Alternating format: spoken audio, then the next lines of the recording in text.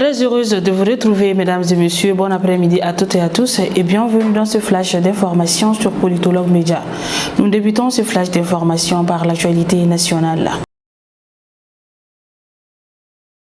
Le jeudi 28 décembre 2023, placé la présidence du ministre de la Santé et du Développement social, la colonel Assaba Diallo Touré, la Caisse malienne de sécurité sociale a tenu la 31e session ordinaire du conseil d'administration de la CMSS et la 22e session ordinaire de la délégation de gestion de l'assurance maladie obligatoire. Ces décisions ont été placées sous les signes du renforcement des acquis et de la maîtrise des dépenses à mots. Tour à tour, les administrateurs ont, au cours des décisions, examiné et adopté les documents ci-après. Le rapport d'activité, le rapport de l'exécution du budget de 2022 et les rapports de budget et plan d'action de 2024. Toujours au pays, la mission multidimensionnelle intégrée des Nations Unies pour la stabilisation au Mali a mis fin jeudi à ses opérations dans la région de Tombouctou, a annoncé Stéphane Dujarric, porte-parole du secrétaire général de l'ONU Antonio Guterres. Selon le porte-parole, la présence de la mission dans la zone s'est achevée avec le départ du dernier membre de son personnel qui a quitté le Mali par convoi aérien et terrestre, présidé par Bakoun Kanté, gouverneur de Tombouctou, et Anton Antchev, directeur de l'équipe de coordination de la liquidation de la mission, responsable en charge de l'entité de liquidation de la MINUSMA.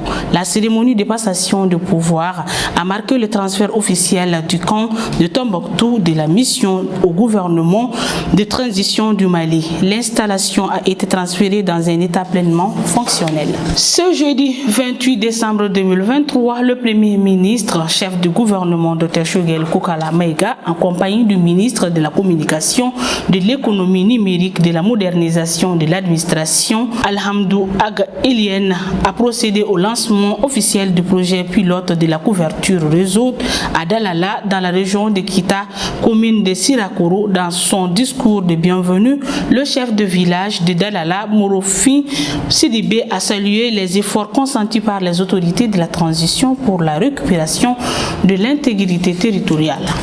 Nous clôturons ce flash d'information par l'actualité internationale. L'ambassade de la Fédération de Russie au Burkina Faso reprend ses activités diplomatiques après sa fermeture en 1992, a indiqué le jeudi 28 décembre 2023 le service d'information du gouvernement burkinabé.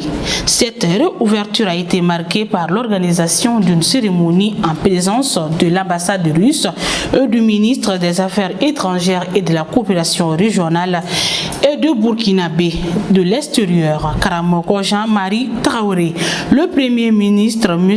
Apollinaire et plusieurs personnalités ont pris part à la cérémonie. Et voilà, mesdames et messieurs, c'était tout ce qu'il fallait retenir. Merci à vous de l'avoir suivi. Au plaisir de vous retrouver très prochainement. D'ici là, portez-vous bien. Et surtout, n'oubliez pas de vous abonner sur notre chaîne YouTube et sur notre page Facebook.